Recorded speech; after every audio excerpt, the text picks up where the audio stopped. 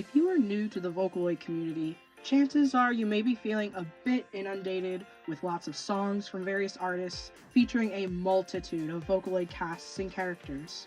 This can all be overwhelming or exciting or both. Being new to any community, learning the basic terms, the culture, the history, can all feel like doing homework when simply trying to just enter a new fandom or music scene. So today, I'm going to be running us through some of the more influential Vocaloid producers, their ties to the classics, and how they may have influenced the current state of Vocaloid altogether. Before we hop in, let's define a Vocaloid producer's role within the genre. Vocaloids themselves are avatars correlating with a voice bank. Some of the most popular Japanese Vocaloid, tied to one of the biggest voice synthesizer companies, Krypton, are a cast of about 6 anime avatars: Hatsune Miku, the meme queen herself, Kagamine Rin Len, Megurine Luka, Kaito, and Meiko.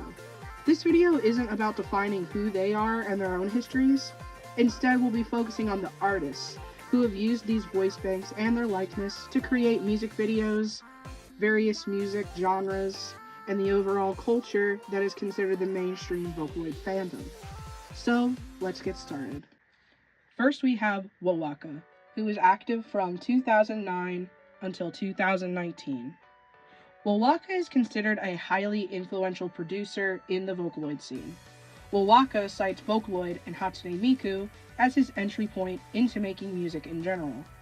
In 2009, he debuted his first song called In the Gray Zone on a Japanese video sharing website called Nika Nika Doga.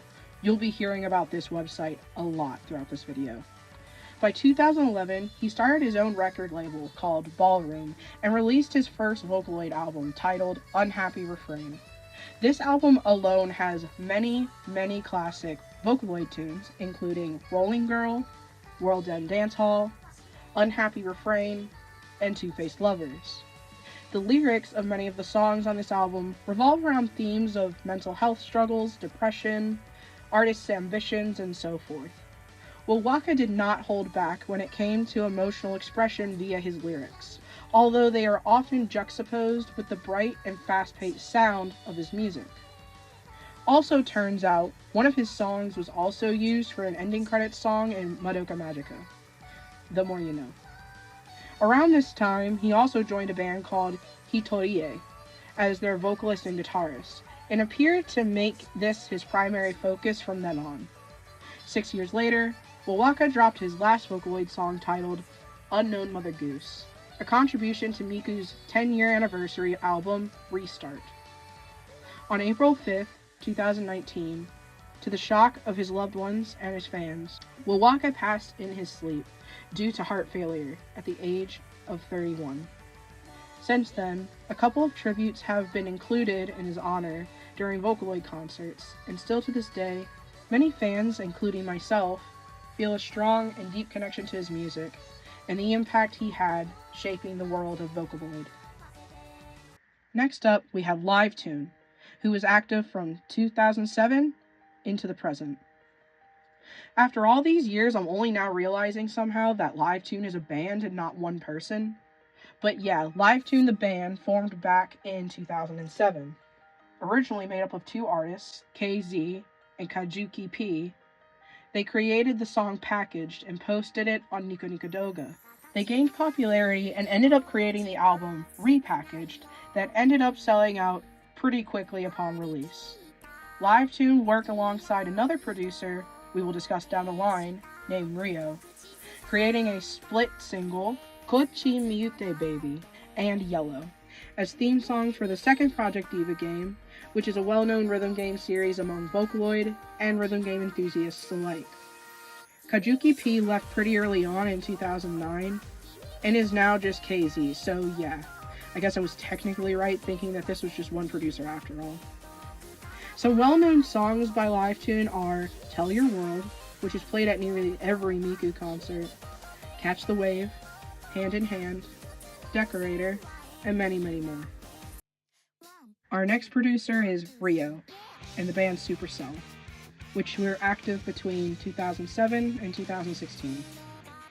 Supercell is a band that originally started out as producer Ryo and artist Hibikase. In 2007, Ryo released his first track, Melt, on Nico Nico Doga, using Hibikase's art without permission, and by apologizing, Hibikase took interest in working with Ryo on future Vocaloid projects. The band accumulated around 11 members total, plus Ryo at the helm, many members being visual artists and working on music videos. In 2008, Ryo released World Is Mine and Black Rock Shooter, the former being one of the biggest Vocaloid songs in history, and is considered by some to be Miku's theme song of sorts. Ryo has gone on to recruit a new vocalist outside of Vocaloid, and has continued to work via a different band called the Egoists, until its recent disband in 2023. Unfortunately, from what I could see via translations of blog posts from Reddit, it seems Ryo has a tendency to complain about fellow artists he works with pretty blatantly, but I got this from Reddit, so make of that what you will. He's provided some theme songs for Project Diva games, as well as written some theme songs for various anime and video games, including the Monogatari series. Ryo has more or less moved on from the Vocaloid community, but left us with many classics, including World Is Mine, Black Rock Shooter, Love Is War, Look This Way Baby, and Odds and Ends. We now have Oer Project active from 2007 to the current day. In 2007, Oer Project dropped a track, Koi Suru Vocaloid, becoming a popular tune very quickly. She originally posted under the name Futanari P, a gender-neutral alias, as to keep her gender more or less irrelevant to her production, before revealing herself to be a woman and then going by the name Oer Project. Oer Project is openly lesbian and married to her wife. She's gone on to produce music for Sanrio, Beatmania, and other rhythm games. Since 2020, she also creates content as a VTuber as Rosette. Many of her Vocaloid songs tend to follow catchy or jazzy melody, easily some of the more complex Vocaloid music out there in the mainstream, in my opinion. Some of her classics include Piano Girl, On the Rocks, Piano Forte Scandal, Alice in Music Land, Trick or Treat, and many more. She has a reputation for being quite prolific and active as far as production goes. Up next we have Deco, 27, active from 2008 to present day. Deco released his first Vocaloid song in 2008, titled Boku Mitai na Kimi, Kimi Mitai na Boku, and posted it on Nico Nico Doga. He was inspired by Livetune's 2007 release of Packaged. Deco chose his alias because of the meaning Deco, referring to his large forehead, and the numbers 2 and 7 because he liked them. Deco frequently releases songs with his own vocals and guitar playing as well.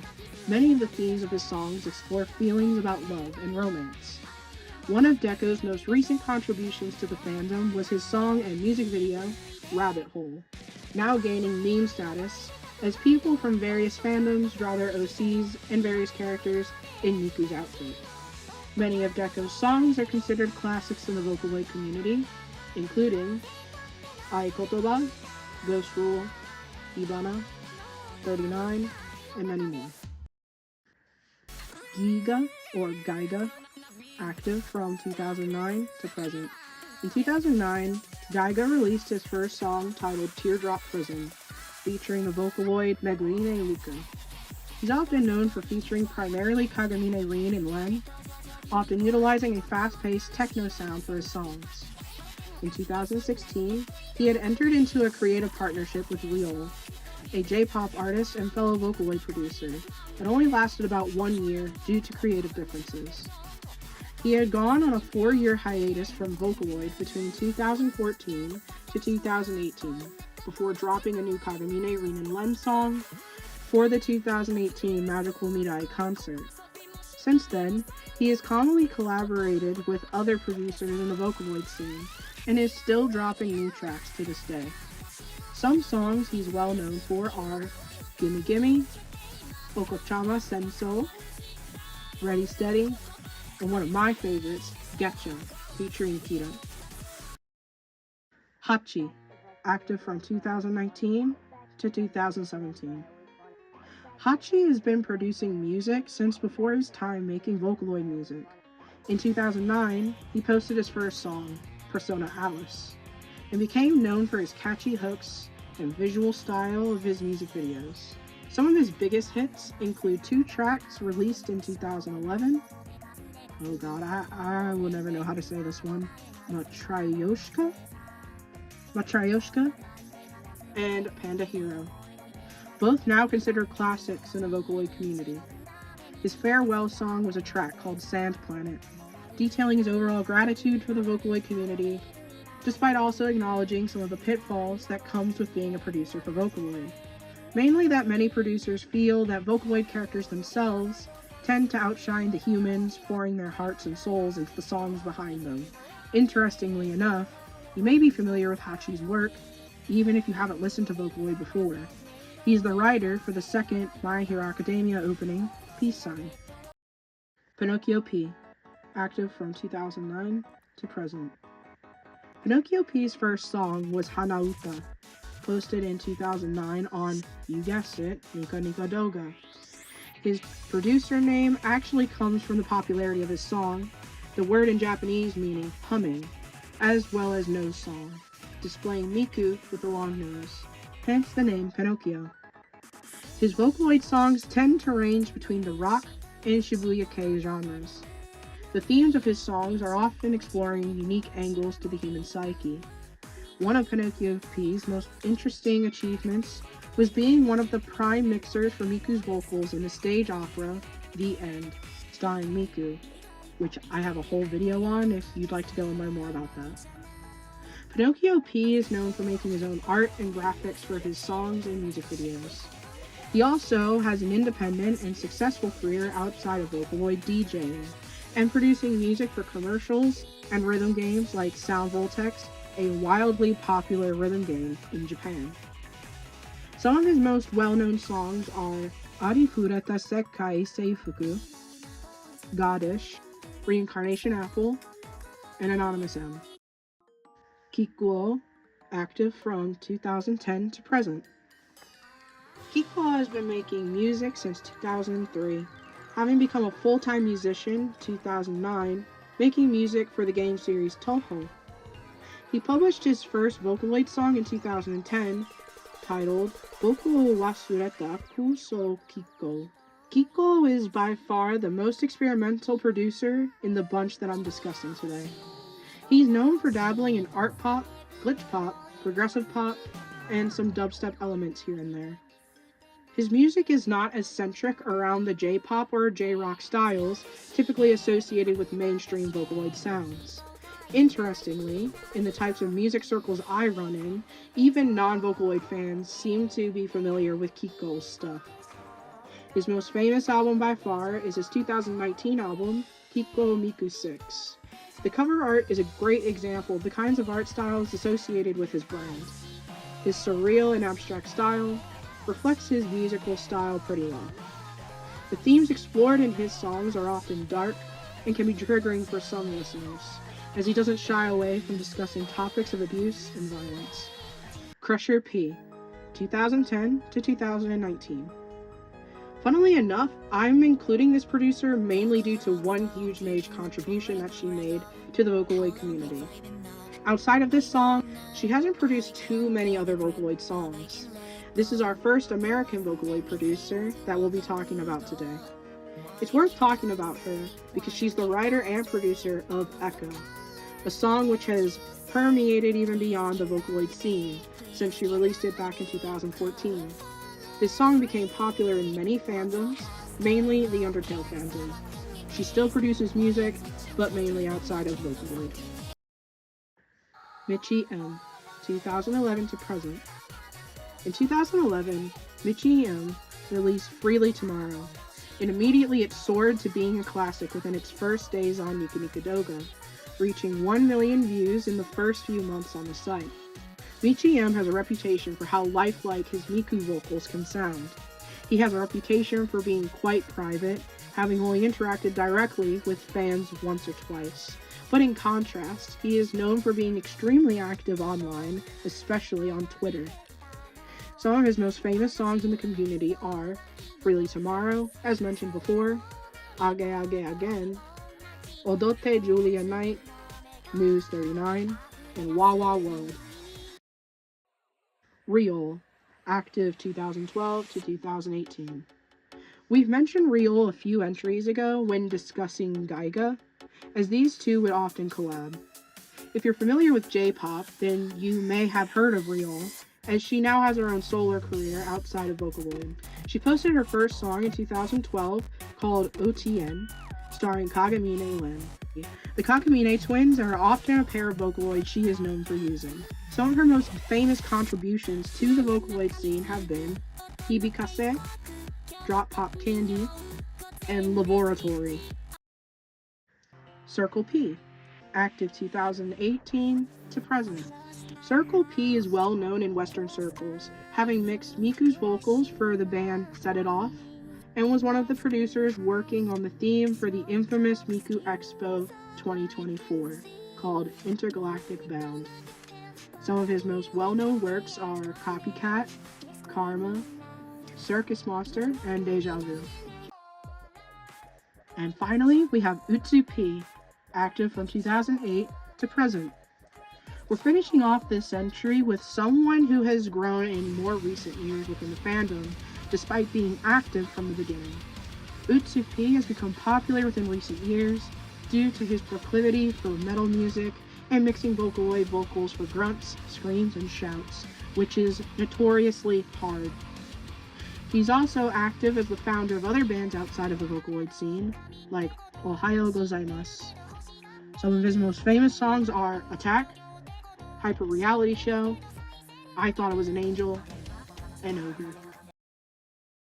So that's it. That's all I have for you today.